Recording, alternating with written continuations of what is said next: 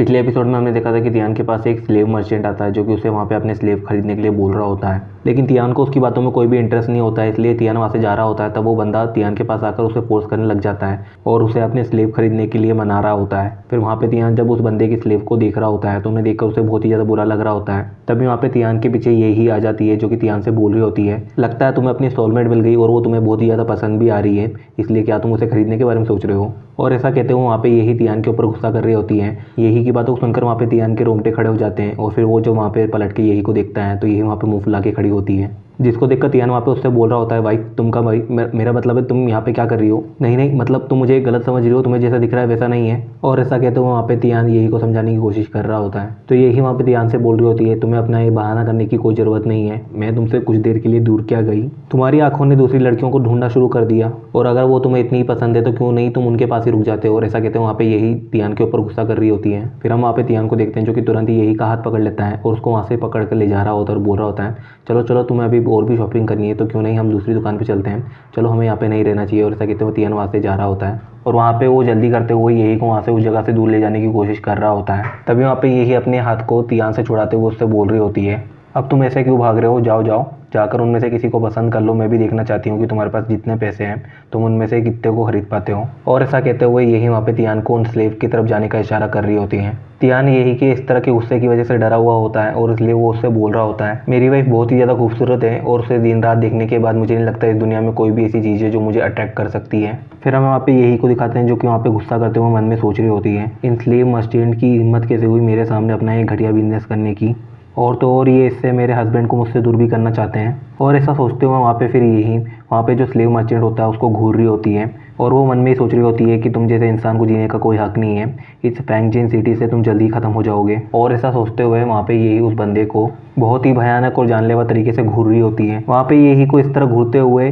Tian और वो बंदा भी देख लेते हैं और यही कि वहाँ पे इतनी खतरनाक नज़रों को देखकर वहाँ पे वो दोनों बहुत ही ज़्यादा डर जाते हैं। फिर हमें कुछ टाइम बाद का सीन दिखाया जाता है, हम देखते हैं तो तियान और यही उस मार्केट के अंदर अलग अलग शॉप पे घूम रहे होते हैं और वहाँ पे अलग अलग आइटम्स को चेक कर रहे होते हैं। और वहाँ पे उस मार्केट में घूमते हुए उन दोनों ने वहाँ पे बहुत सारे सामान को खरीद लिया होता है। वहाँ पर यही इस तरह शॉपिंग करते हुए बहुत ही ज़्यादा खुश होती है और वहाँ पे तियान उन सब सामान को अपने हाथों में उठाते हुए जो कि यही ने खरीदा होता है यही के पीछे पीछे घूम रहा होता है। फिर तियान वहाँ पे यही से बोल रहा होता है, हमने बहुत सारी चीज़ें खरीद ली हैं, हमें जिन चीज़ों की ज़रूरत थी वो भी हमने खरीद ली और जिन चीज़ों की ना ज़रूरत थी वो भी हमारे पास में है, तो अब हमें घर चलना चाहिए। और ऐसा कहते हुए तियान वहाँ पे यही से बोल रहा होता है तो यही ओके बोल देती है और ऐसा कहते हुए वो दोनों वहाँ पे फिर अपने घर जाने के लिए तैयार हो जाते हैं। फिर हमें वहाँ पे बहुत सारे घोड़ों को दिखाया जाता है जो कि एक सवारी को खींच रहे होते हैं और वहाँ पे बहुत सारे गार्ड्स होते हैं या वहाँ पे बहुत सारे सोल्जर होते हैं जो कि अपने सामने जितने भी सिटीजन्स होते हैं उनको रास्ते से हटा रहे होते हैं, उनको बोल रहे होते हैं आप सब रास्ते से हट जाइए, सिटी जनरल सिटी में वापस लौट आइए। और ऐसा कहते हुए वहाँ पे जितने भी गार्ड्स होते हैं वहाँ पे जो सिटी जनरल होती है उसकी सवारी के लिए रास्ता बना रहे होते हैं। फिर हमें वहाँ पे उस सवारी के ऊपर एक लड़की को दिखाया जाता है जो कि वहाँ पे उस सिटी की जनरल होती है। उस लड़की का मूड बहुत ही ज़्यादा स्ट्रिक्ट होता है और वहाँ पे वो स्ट्रिक्टली बैठी होती है।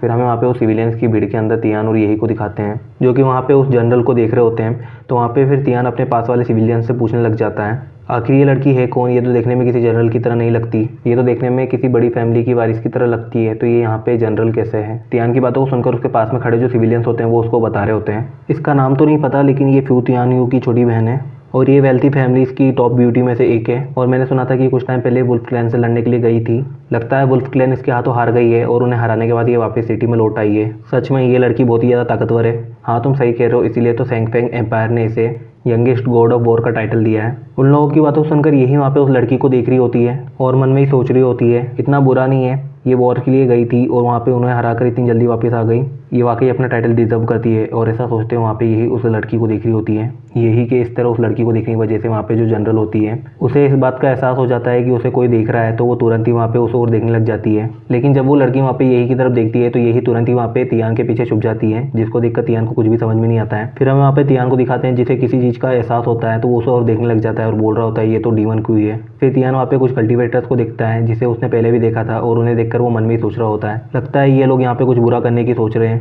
फिर हमें वहाँ पे एक बंदे को दिखाया जाता है जो कि वहाँ पे उस जनरल की सवारी के आगे आ जाता है और वहाँ पर उसकी तरफ किसी चीज़ को फेंकते हुए उसे मरने के लिए बोल रहा होता है। तियान जैसे ही वहाँ पे उस चीज़ को देखता है वो बोल रहा होता है ये तो थंडरबोल्ट एक्सप्लोजिव है और हमें उस बॉम्ब को दिखा रहे होते हैं जो कि वहाँ पे उस लड़की की तरफ बढ़ रहा होता है और वहाँ पे जितने भी गार्ड्स होते हैं वो वहाँ पे उस असैसिन को पकड़ने के लिए चिल्ला रहे होते हैं। फिर हमें वहाँ पे उस लड़की को दिखाते हैं जो कि अपने सामने उस बॉम्ब को देख रही होती है और वहाँ पे तियान तुरंत ही यही को कवर कर रहा होता है ताकि वो उसको उस बॉम्ब के एक्सप्लोजन से बचा सके। फिर हमें उस लड़की को दिखाया जाता है, वो बॉम्ब जैसे ही उस लड़की के पास में आता है वो अपनी तलवार की मदद से उस बॉम्ब को आसमान में उछाल देती है।